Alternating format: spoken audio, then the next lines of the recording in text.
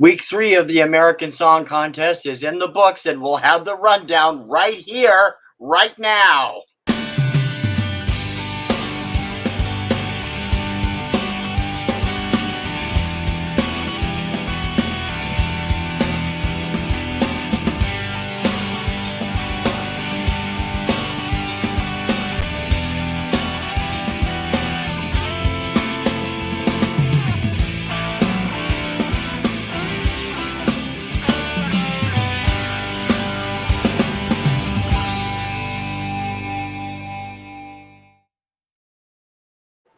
Hey everybody, I'm TC Kirkham. Welcome to the Kirkham Report presents the American Song Contest After the Songs. This is where we run down the results and what happens on each week of the American Song Contest, America's attempt to get in on the Eurovision craze. I hope you enjoyed it and have been watching the show. This week, week 3, we had 12 more acts. This is going to be the most they have on any night because they have 11 on the other 4 nights, all of whom are headed to the semifinals eventually. The people who get through. Let's start it off with last week's announcement of who is going through from week 2. Week 2 last week saw Jordan Smith go through at the end of episode 2 for Kentucky with his song Sparrow. The 3 acts that will join him in one of the 2 semifinals, as voted by the jury vote and the combined jury vote and the viewer vote. And you can vote 3 ways on the NBC.com website, NBC.com app, or through TikTok. The winners of the vote this week were Chloe Fredericks from North Dakota, Broderick Jones from Kansas, and Jonah Prill from Montana. They will join the others who are going into the semifinals. Semifinals are 2 more regular shows, and then the semifinals start. No draw announced yet for the semifinals, so of course there's not enough people in there yet to draw for them.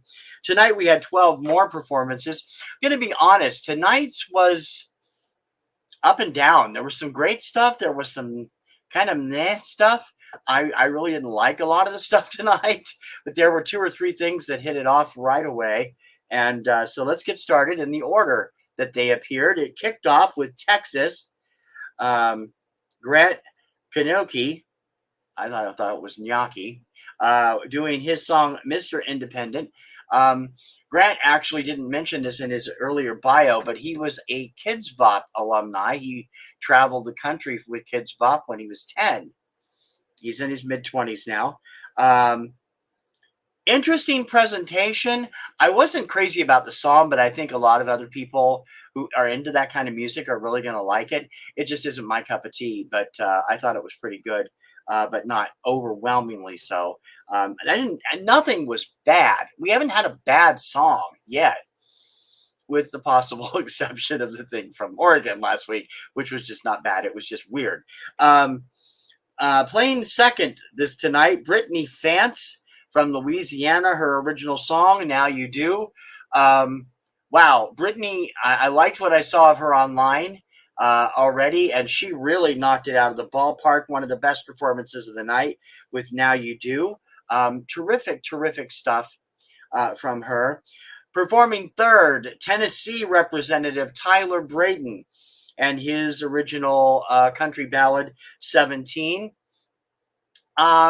I have to be honest, this just didn't do anything for me. I'm not a big country music fan, but I recognize, certain country acts I really like, but I'm not overall a country fan, and this one just didn't appeal to me. I have a feeling it's going to appeal to a lot of other people, though. We'll have to wait and see. Coming in fourth, New Jersey, Brooke Alex, and I Don't Take Pictures Anymore. This was one of the weirder things of the night because she was having, I don't know whether it was her problem or the sound problem, but I couldn't hear her the first verse of the song. I could barely hear her. The crowd was loudly screaming, and the music was overwhelming her. I have to be honest, this is not something that I thought was as good as what I've seen her do online. It's okay. I think she's a talent, and I think she's going to be a star someday. She's got a lot of great, interesting stuff. Unfortunately, I just wasn't really enamored with the song. I'm really sorry, Brooke. It was because I really like you. I think you've done considerably better on some of the stuff you've done online. This one was okay, but it just didn't hit me. Some of the kids, the hip hop fans, will like it better than I did, I'm sure. The duo Nico, Ni/Co, representing Alabama, were next with a beautiful ballad called The Difference. They're not just a couple as singers, they're also a couple in real life. This song was beautiful, just blew me away. Their performance, their harmonies are so incredible. I've liked everything. They have their own YouTube channel. If you haven't seen it, you should go over and check it out because it is terrific. And definitely know, they're going to do hopefully well with that song. Performing sixth, Ayla Zabala from Florida by way of Columbia, and her song Flirt, bilingually performed English and Spanish. Interesting number and way too much Pink for my tastes, but it was a great dance number. I mean, the dancing was spectacular, really, really good. I was I thought that was great of it. Again, the song was okay. As far as I was concerned, I know a lot of other people are going to like it really well. I just wasn't completely bowled over by it. Performing seventh was Jewel, and the story, Jewel representing her home state of Alaska. Jewel had her 10-year-old son with her in the audience. To be totally honest, I've never been terribly enamored with Jewel as a singer. I like her as a person. She's a very interesting individual when she's on talk shows and such. She does a lot of great work for charities. The story behind the story was pretty good. The performance was better than average. I think she's got a lot of fans out there and could very well rally to her support in the vote. So we'll have to see how the viewer vote does. I don't know. It was good. Not anything different than what she normally does, as far as I'm concerned, as far as her style goes. But it was interesting to see her back on television again. In eighth performance slot tonight, Jesse LaPrati from South Carolina and his song "Not Alone." This song blew me away. I loved the performance. I loved the song, which is, I didn't really care for what I found of him online. A lot of it is more of a rap hip hop style. He didn't go for that way. That he went for a straight out rock R&B song that just really blew my mind. I thought it was really good. The audience gave it a great reaction. Host Snoop Dogg and Kelly Clarkson gave it a great reaction. Hopefully, it will do well. In ninth place, performance-wise, South Dakota, represented by the Sturgis-based band Judd Hoos and Bad Girl. Judd Hoos has been performing together under that name for 2 decades now, although they only have one of the original members left in the band. I really didn't care for this one. I wanted to like them. They have a very, my wife pointed this out too, they have a very Walk the Moon style vibe about the way they play the guitars and stuff. That's fine. I wasn't terribly enamored with the lead vocalist. I just didn't really like the voice coming out of it. It didn't seem to be going where I would hoped it would have went. It wasn't a bad song, written wise. And of course, we've got to remember this is a songwriting contest like Eurovision. Song wise, it was pretty damn good.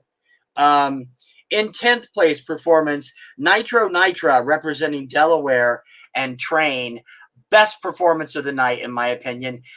Nitro blew me away on YouTube with some of the stuff that she has out there, including an incredible rendition of Can't Help Falling in Love, which is the slow a cappella, almost ballad style, done even more ballad than Elvis did it. And a great rock and jazz version of Highway to Hell, I think it was, that blew my mind. Tonight, she performed her original song, Train. I vibed in with Snoop Dogg on this. I told my wife before he said it. Complete Grace Jones vibe, rock with an R&B kick, and really, really spectacular. My favorite performance of the night by far. Loved her. In 11th place, representing the Northern Marianas Islands territory, Sabu and Sunset and Sea Turtles. Okay, my wife liked this really well. It's a cute little song. Is it a contest-worthy song? Well, considering we've had things about, baking a cake and little grandmas cooking meals from Russia and everything in Eurovision, yeah, it fits. It's the Olaf of songs. My wife will know what that means. Um, it's good. It's a cute little song. I love the staging they did for it with the pool where he's literally walking on water with oceans surrounding him and sea turtles and stuff. That was terrific. He seemed a bit sharp or flat most of the song, which was a little disconcerting. The lyrics are very sweet, and they really are almost cutesy, Disney cutesy. So that's another reason why my wife probably liked it. It's not a bad song by far, and I think he's a really talented guy. Rounding out the night, Riker Lynch and Colorado's representative with his song Feel the Love. Riker, of course, was the leader of R5. He is an alum of Dancing with the Stars, now performing with his band, the Beachcombers. Here he was just Riker Lynch. It wasn't Riker and the Beachcombers. But terrific, interesting stuff from him. And as always, he never puts in a bad performance. Hey, Dawn, thanks for coming by. Let's see, we get her highlighted there. Nice long one. I appreciate it. You definitely, it's good. There's a couple of great performances that you're going to love, Dawn. Definitely check it out when you get a chance. Fantastic stuff from Riker as well. And I've been a fan of his for a long time. So now, normally I do a West Coast spoiler alert here, but the spoiler was spoiled all night long on the show. So West Coast, if you're on the West Coast and you don't want to know who won the viewer vote or the jury vote tonight, skip ahead by about 30 seconds to a minute, or if you're watching the replay, or if you're watching live, mute, and I'll give you a sign. So 1, 2, 3, 4, 5. Okay. So West Coast is muted. For some inexplicable reason, the jury vote went to Tennessee, Tyler Braden and 17. I was stunned by this. There were at least 6 or 7 performances that were way better than him tonight. I think they went for the song, the content of the song, which is, again, it's a songwriting contest, but his staging was just, stand there and sing. And you got, to me, because being a Eurovision fan for the last 5 years plus, staging is part of the game, and the staging was awful. It deserved better than it got.